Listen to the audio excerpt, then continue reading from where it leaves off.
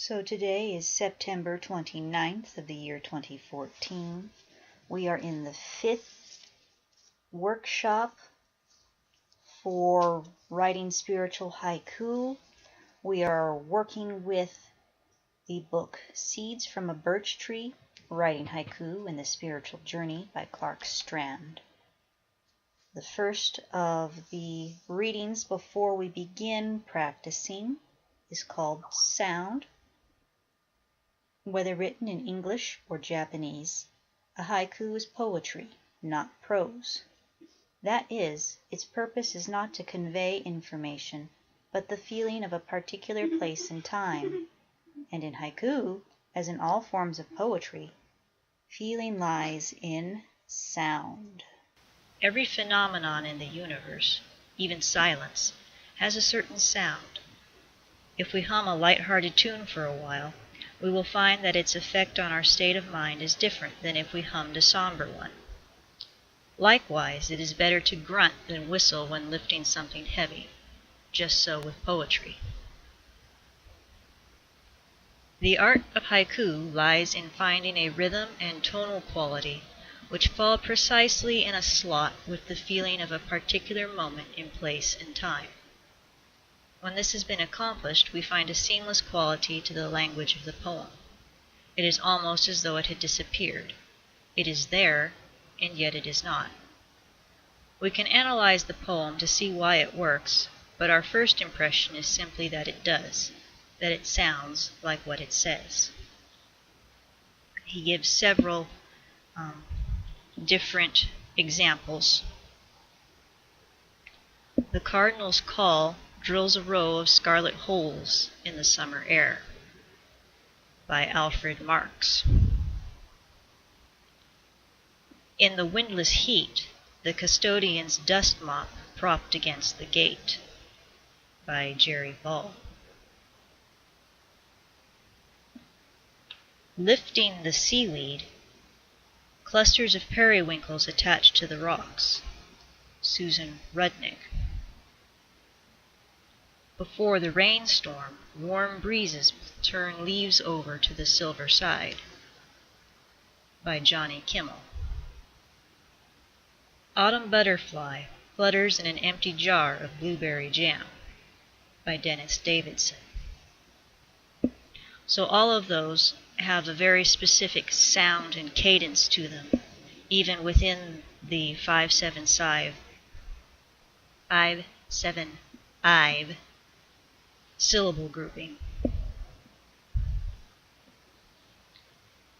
And that brings us to what he calls the elastic moment.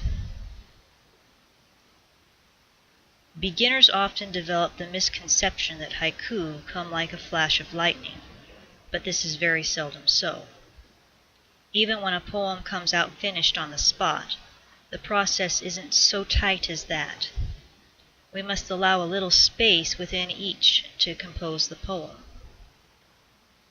The longer we practice haiku, the more we will come to understand that there is no need to be frantic or hurried. There is always plenty of time. When I first began to serve as an officer in the monastery, I sometimes felt overwhelmed at the number of things that needed to be taken care of. Given the rigors of the training schedule, when other duties were added on, I often wondered how I would get everything done. Noticing my dilemma, a Japanese monk who happened to be living at the monastery for a time made a valuable suggestion. "This month you are the Roshi's assistant," he explained. "That means you're getting a lot of extra teaching, so keep your eyes open." I had been told things like this before, but it never seemed to work. My teacher was friendly enough and would have answered any question I asked him, but he was ultimately inscrutable. I had no idea what was going on inside his mind. I wouldn't have even known what to ask about. And I forget where I was at in this section, so I will probably end up reading a paragraph overlap.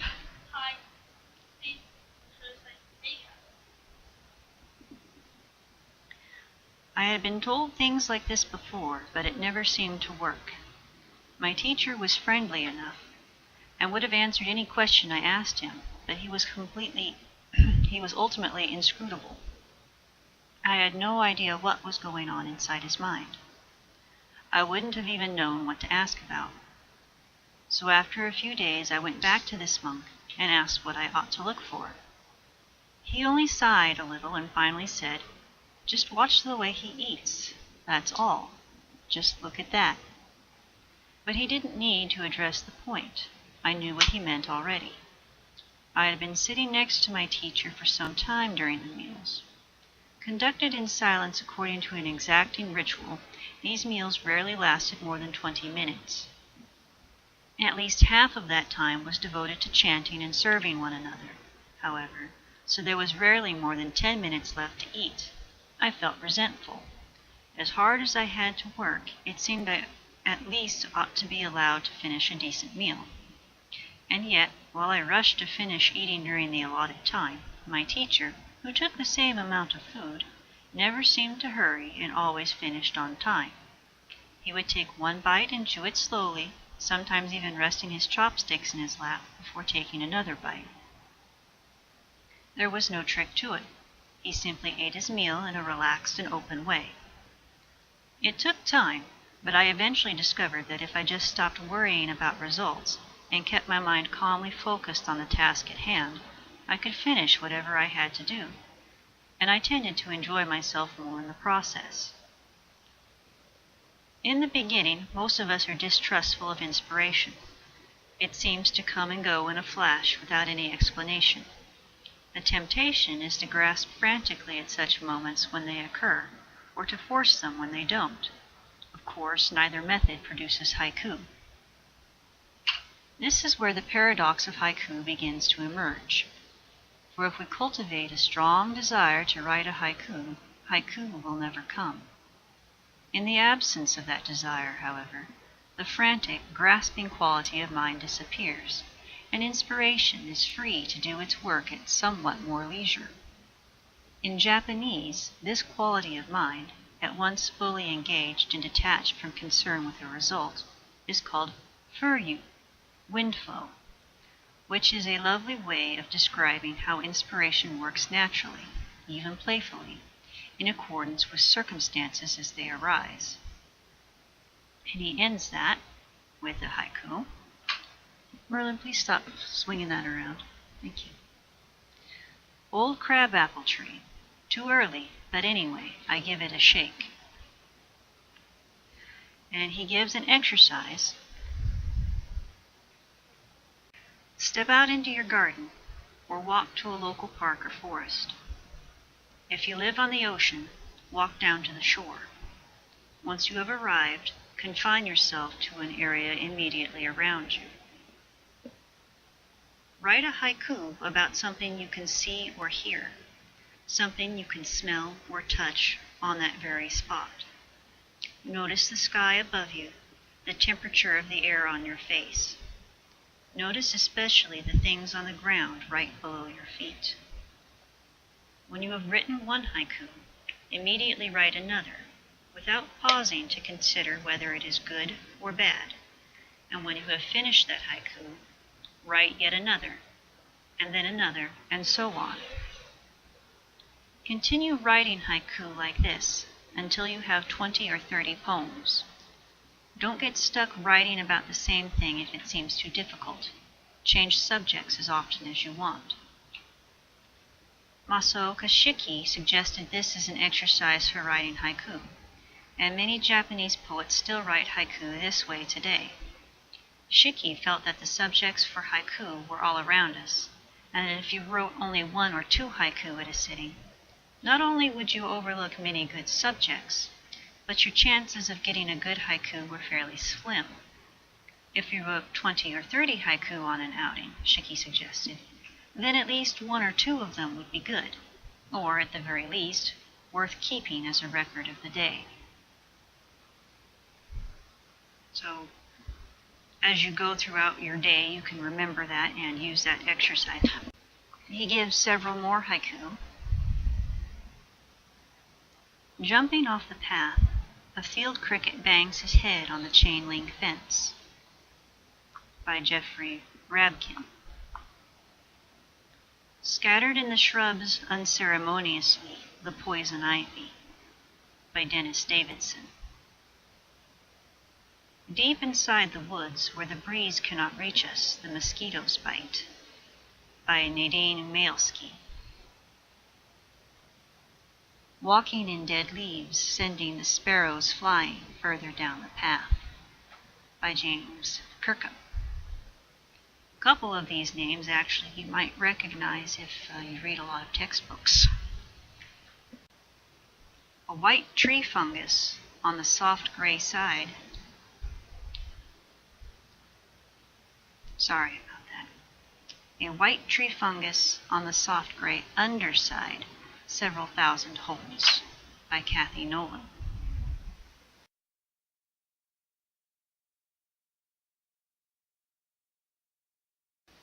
We go to the section titled Revision.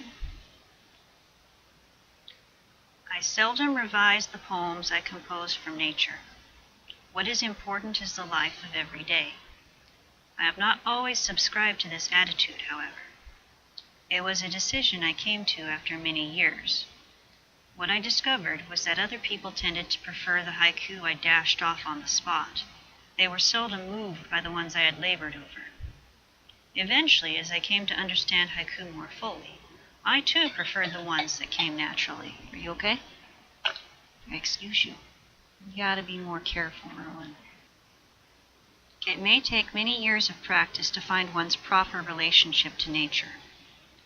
During that time, we are sometimes successful in writing haiku, and sometimes not. We always learn something about what kind of effort makes good haiku. Clearly, too much effort, working and reworking, spoils a haiku. Too little effort, on the other hand, may result in a haiku that simply falls apart for lack of skill or genuine feeling. In order to find the right kind of effort, it is necessary to remain close to the source. For this reason, Masaoka Shiki advocated the sketch from nature, composing haiku on the spot. If we want to use haiku as a spiritual practice, the most important thing is to be fully present. My Japanese Zen teacher used to say, "No dress rehearsal." He meant, this is it, now. This moment of life is unrepeatable. People who revise their haiku endlessly tend not to have realized this unrepeatable quality of life. Because they have failed to grasp the uniqueness of each new moment, they must experience endlessly after the fact in the hope of finding it. And because this process tends to involve so much self-conscious effort, it often results in a feeling of attachment to the poem. It has strings attached, subtle expectations by the poet which the reader can sense behind the words. The expectation, for instance, that the reader will get a certain humor or meaning from the poem. But these things are no substitute for the feeling of reality we find in a haiku written directly from life. I said originally that poets who revise too much have not yet realized the unrepeatable quality of life, but they also suffer a deficiency in the quality of their relationship to the world, for that relationship loses its flexibility and vigor in the course of reworking a poem. Moreover, composing a haiku by revision is unlikely to result in the kind of clarity, the feeling of reality that is the unique hallmark of haiku and the true source of its meaning. Hello, Silver.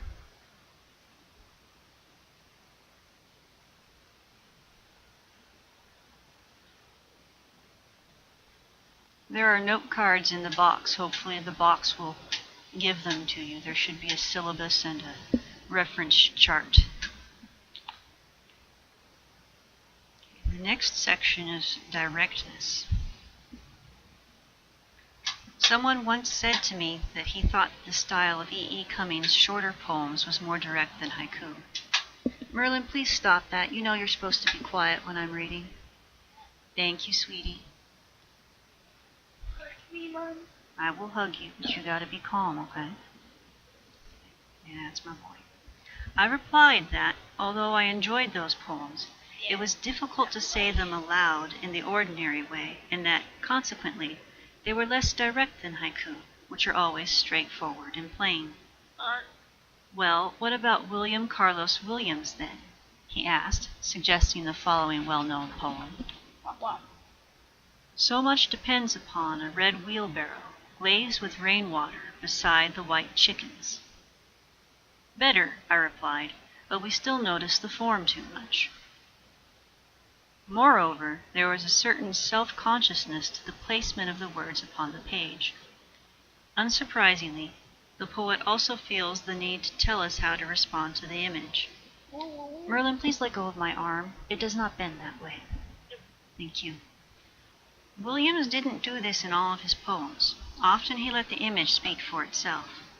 But on this occasion, perhaps because he wasn't yet used to working in a very short form, he felt the need to say, so much depends upon. A haiku poet has already accepted the significance of ordinary events in daily life. Haiku was born of a tradition that celebrates the very ordinariness of life. As haiku poets, we often accept 17 syllables as the given form. As this acceptance deepens over time, our poetry becomes paradoxically more artless and more profound. Artless because, by perfecting the form, we forget the form. Profound because, when this artless expression finally comes, our poetry begins to flow directly out of life. It is a misunderstanding to suppose that directness is an artistic technique that one can master. Directness comes from life. We have 2 more short sections and then we can start practicing haiku. Restraint. As modern human beings, we spend much of our lives wrapped up inside ourselves. The way of haiku is to come unwrapped, and thereby notice what lies outside of the self. Without unwrapping ourselves, it is not possible to follow nature. It is not even possible to notice nature, much less to look carefully and with heart. Too often we become more interested in being artful than in depicting a scene from nature. When this happens, whether we realize it or not, our focus has shifted from nature to the self. The scholar R.H. Blythe explained that a haiku is a finger pointing at the moon. If the finger itself is too beautiful, then we will notice the finger, not the moon. Likewise, of course, it must not be ugly. In that case, also we would notice the finger instead. The object of haiku is always to point at the moon. Therefore, a haiku must be neither too polished nor very coarse. In either case, the poem would become an end in itself, rather than a way to look at nature. This is the reason why the best haiku often looks so plain. There is one thing in particular that we can practice in writing haiku that will help us to unwrap ourselves, and that is restraint. In haiku, there is a kind of unwritten rule prohibiting overt displays of emotion or intellect. Putting too much on our own emotion in a haiku tends to displace what Basho called the feelings emanating from the thing itself. Likewise, with intellection, if we assign some special meaning to a scene from nature, then we have merely projected our thoughts upon it. These thoughts become like a film of dust covering a pair of eyeglasses. Only when we clean the lenses do we realize how dirty they had become. A yellow sunset, it's cool outside the restaurant after eating fish, is the example that he gives for that section. And now I want sushi. That was very mean of him.